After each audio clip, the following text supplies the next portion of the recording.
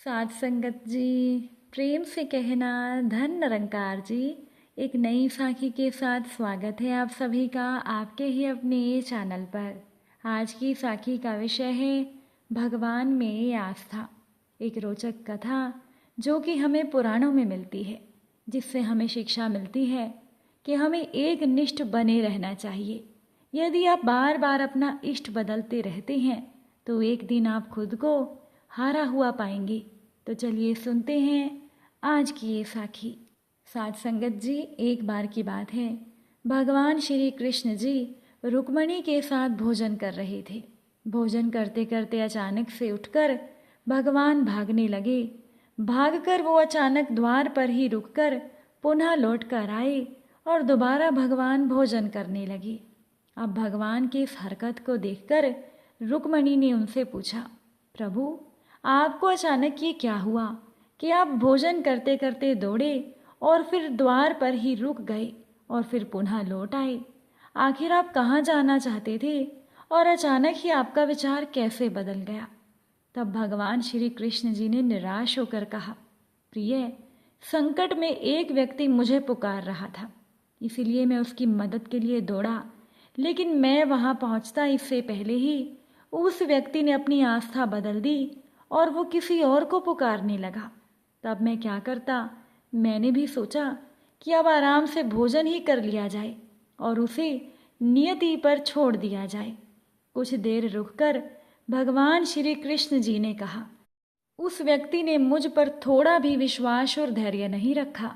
वो व्यक्ति कभी भी एक निष्ठ नहीं रह सकता जिसमें विश्वास और धैर्य नहीं।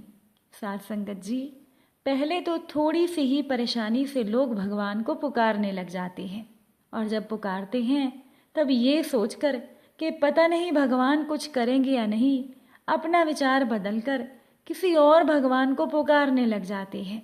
ऐसे लोगों को भगवान पर और खुद पर कभी विश्वास नहीं होता, और ये आस्था बदलने वाले लोग एक दिन गिर जाते हैं, और ऐसे गिरते हैं जैसे कि तूफान के दिनों में सूखे वृक्ष गिरते हैं। इसीलिए भगवान पर अपना विश्वास हमेशा पूरा रखना चाहिए। पुराने समय की बात है, ऋषिकेश में एक महात्मा जी अपने शिष्यों के साथ आश्रम में रहते थे। गुरुजी जन्मजात अंधे थे।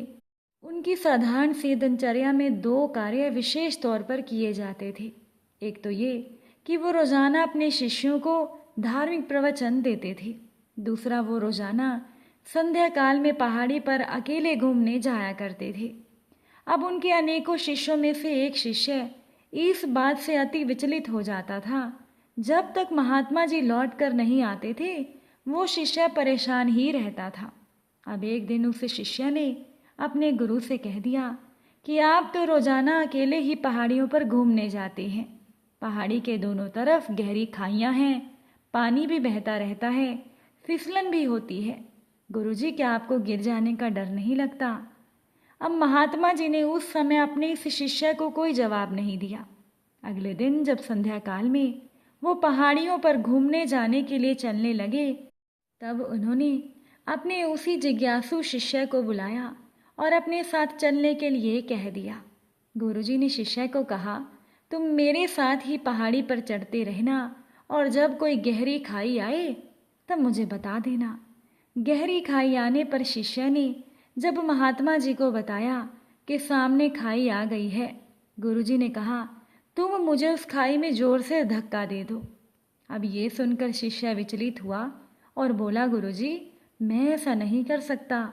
महात्मा जी ने कहा, तुम्हारे इस तरह अवज्ञा करने के कारण तुम्हारे पुण्य खत्म हो जाएंगे और तुम्हें नरक में जाना पड़ेगा। शिष्य ने कहा, गुरुजी, चाहे मुझे कितने ही घनघोर नरक में ही क्यों ना जाना पड़े, आप मेरे पूजनीय हैं, मैं आपको खाई में धक्का नहीं दूंगा, और जब आप मेरे साथ हैं तो मुझे किसी भी नरक में जाने का डर नहीं है, यही मेरा निश्चय है। अब इस बात पर गुरुजी बहुत प्रसन्न हुए। उन्होंने शिष्य को कहा कि जब सब कुछ जानते हुए भी तुम मुझे खाई में नहीं धकेल सकते हो, तो उसी तरह से मेरा भगवान भी मुझे खाई में गिरने नहीं देता है। जब मैं घूमने आता हूँ तब मेरा ईश्वर हर कदम पर मेरी रक्षा खुद करता है। साध संगत जी, यही वह समर्पण है जो हम अपने आप को अपने ईश्वर के समक्ष कर देते हैं तो ईश्वर हर कदम हर पल पर हमारी रक्षा करता है।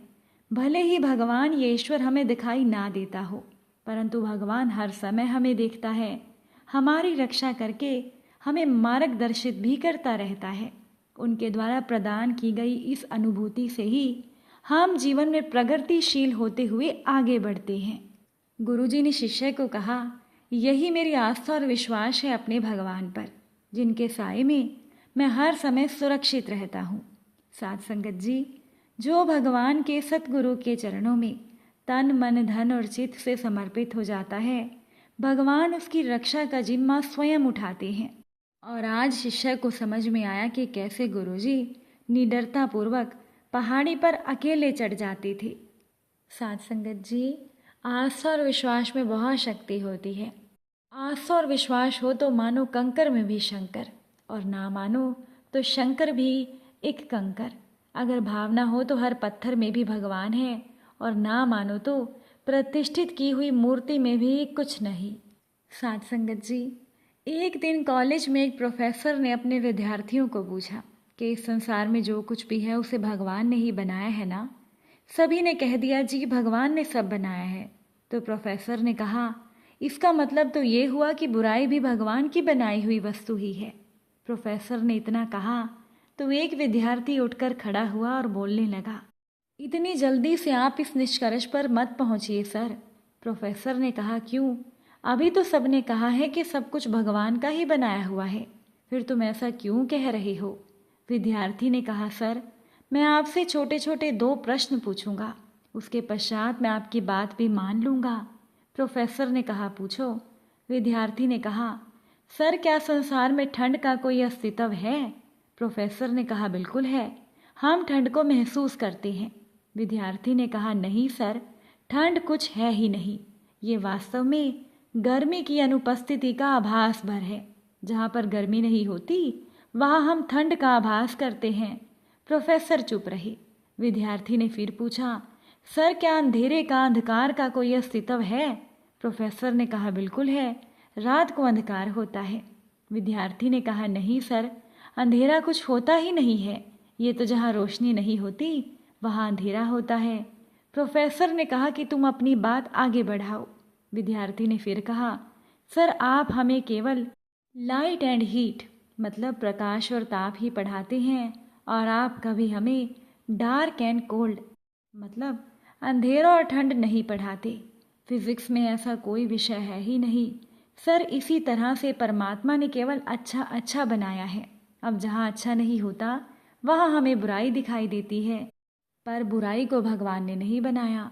ये तो केवल अच्छाई की अनुपस्थिति भर है। वास्तव में सृष्टि में कहीं बुराई है ही नहीं। ये तो केवल प्यार, विश्वास और ईश्वर में हमारी आस्था की कमी का नाम है। इसीलिए जब भी मौका मिले केवल अच्छाई बांटिए और भगवान पर अपना विश्वास पूरा बनाए रखिए। अगर आज की ये साखी आपको अच्छी लगी हो तो इसे शेयर ज़रूर कीजिएगा। आप सभी से फिर मुलाकात होगी नई साखी और नए विचारों के साथ। साथ संगत जी प्यार से कहना, धन निरंकार जी।